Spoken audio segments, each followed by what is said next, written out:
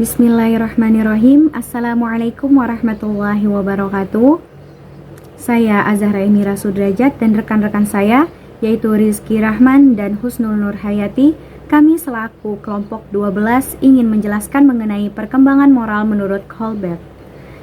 Jadi di sini ada pengertian, tahapan, dan implementasinya dalam proses belajar. Yang pertama akan dijelaskan oleh saudari Husnul Nur Hayati. Kepada Husnul Nur Hayati dipersilahkan. Sebelumnya, terima kasih kepada moderator yang telah memberikan kesempatan kepada saya untuk mempresentasikan perkembangan moral menurut Kohlberg. Yang pertama yaitu perkembangan menurut Kohlberg mempunyai konsep kunci, yaitu untuk memahami perkembangan moral, khususnya teori Kohlberg, ialah internalisasi, yakni perubahan perkembangan dari perilaku yang dikendalikan secara eksternal menjadi perilaku yang dikendalikan secara internal. Di sini perkembangan moral menurut Kohlberg ada tahapan-tahapan. Tahapan yang pertama yaitu prakonvensional. Keputusan berdasarkan kebutuhan-kebutuhan personal dan aturan orang lain. Seseorang yang berada dalam tingkat prakonvensional menilai moralitas dari suatu tindakan berdasarkan konsekuensinya langsung. Tingkat prakonvensional terdiri dari dua tahapan awal dalam perkembangan moral dan murni melihat diri dalam bentuk egosentris. Tahapan yang pertama yaitu individu memfokuskan diri pada konsekuensi langsung dari tindakan mereka yang dirasakan sendiri. Sebagai contoh, suatu tindakan dianggap salah secara moral bila orang yang melakukannya itu dihukum.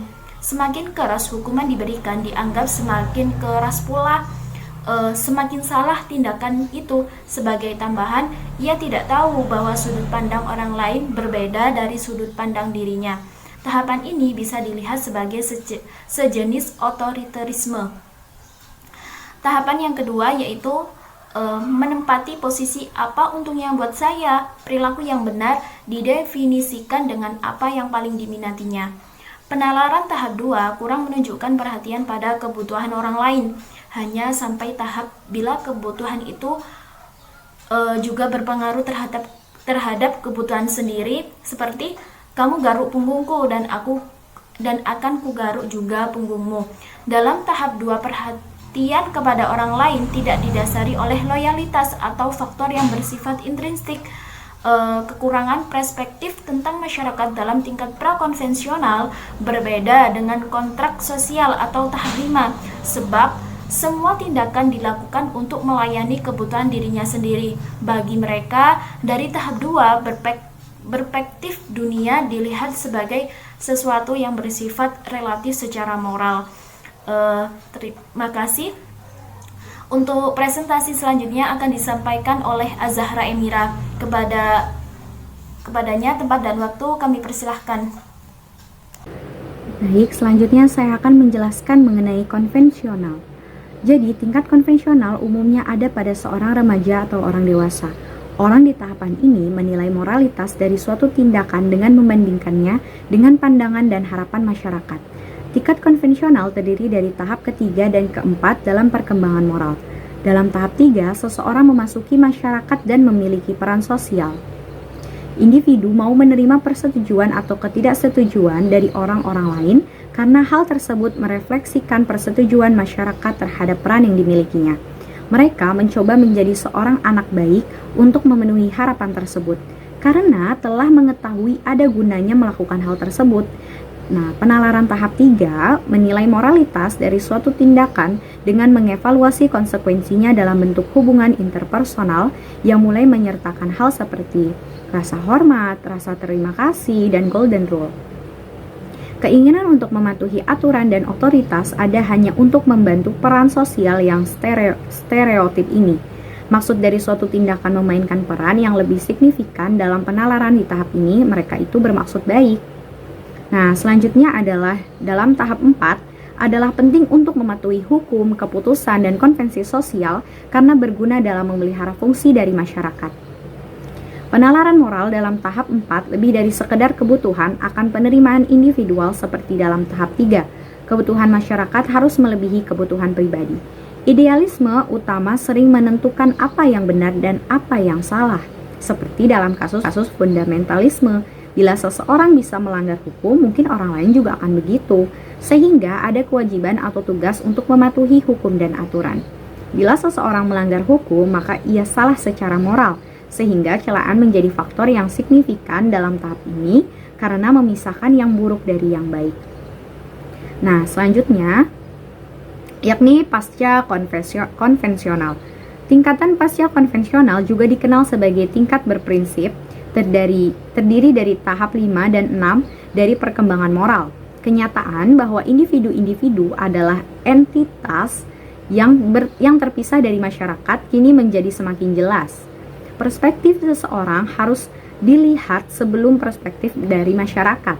Akibat hakikat diri mendahului orang lain, ini membuat tingkatan pasca konvensional sering tertukar dengan perilaku prakonvensional.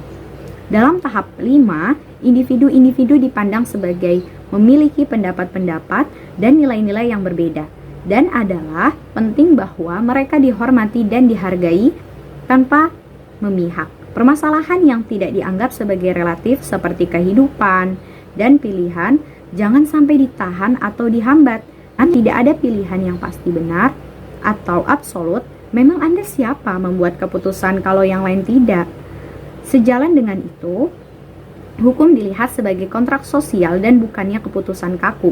Aturan-aturan yang tidak mengakibatkan kesejahteraan sosial harus diubah bila perlu demi terpenuhinya kebaikan terbanyak untuk sebanyak-banyaknya orang.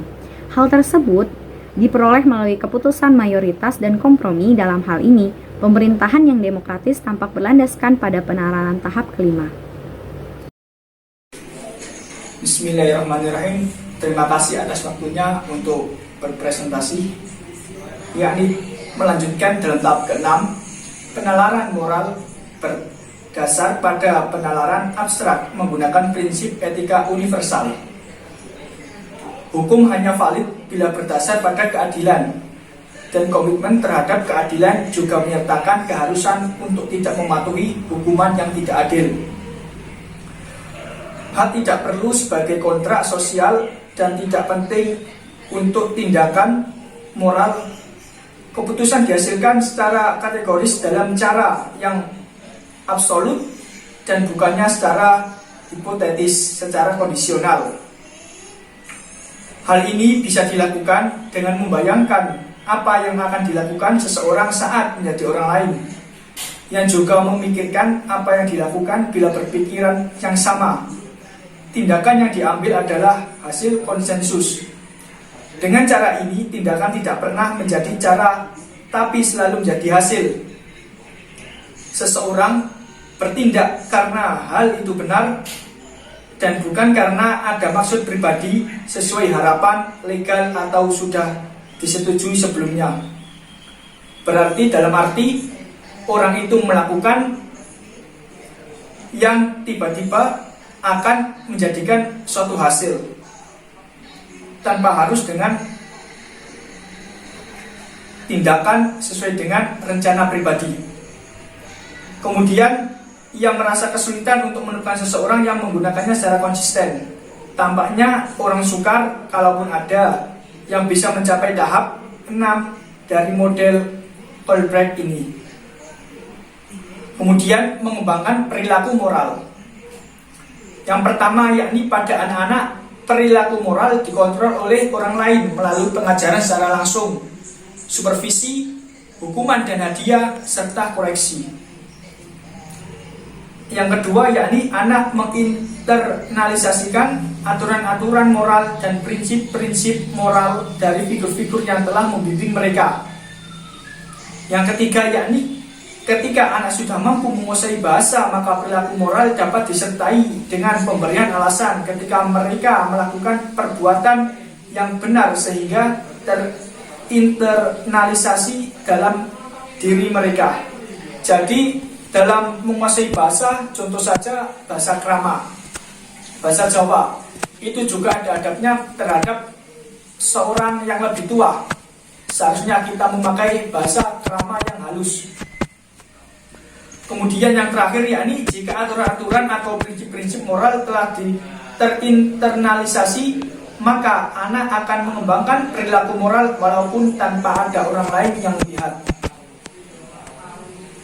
Karena moral ini menuntun dalam pribadi dan lingkungan mereka masing-masing. Kemudian kritik.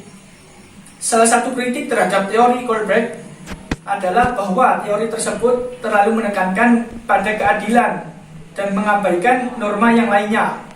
Konsekuensinya, teori itu tidak akan menilai secara adekuat orang yang menggunakan aspek moral lainnya dalam bertindak. Carl Gilligan berargumentasi bahwa teori Kohlberg terlalu androcentrik. Teori Kohlberg semula dikembangkan berdasarkan penelitian empiris yang menggunakan hanya partisipan lelaki. Gilligan berargumentasi bahwa hal tersebut membuat tidak adekuatnya teori itu dalam menggambarkan pandangan seorang perempuan. Walaupun penelitian secara umum telah menemukan tidak adanya perbedaan pola yang signifikan antar jenis kelamin, teori perkembangan moral dari Gilligan tidak memusatkan perhatiannya pada norma keadilan. Ia mengembangkan teori penalaran moral alternatif berdasarkan norma perhatian. Psikolog lain mempertanyakan asumsi bahwa tindakan moral dicapai terutama oleh penalaran formal. Salah satu kelompok yang berpandangan demikian, social intuitionist, mengemukakan bahwa orang yang sering membuat social intuitionist mengemukakan bahwa orang sering membuat keputusan moral tanpa mempertimbangkan nilai-nilai seperti keadilan, hukum, dan hak asasi manusia dan norma etika yang abstrak. Jadi ketika orang yang mengungkapkan bahwa membuat keputusan moral itu seperti halnya orang tersebut tidak memikirkan dalam waktu yang panjang, tetapi hanya dengan waktu yang dekat, yang singkat. Kemudian berdasarkan hal ini, argumen yang telah dianalisis oleh Kohlberg dan psikolog rasionalis lainnya dapat dianggap hanya merupakan rasionalisasi dari keputusan intuitif. Ini berarti bahwa penalaran moral kurang relevan terhadap tindakan moral dibanding apa yang dikemukakan oleh Kohlberg. Terima kasih. Hanya ini yang bisa saya presentasikan. Saya kembalikan pada moderator. Wassalamualaikum warahmatullahi wabarakatuh. Baik, mungkin sekian dari kami. Kurang lebihnya kami mohon maaf apabila ada perkataan yang kurang berkenan. Terima kasih atas perhatiannya. Wabillahi taufiq wal hidayah. Wassalamualaikum warahmatullahi wabarakatuh.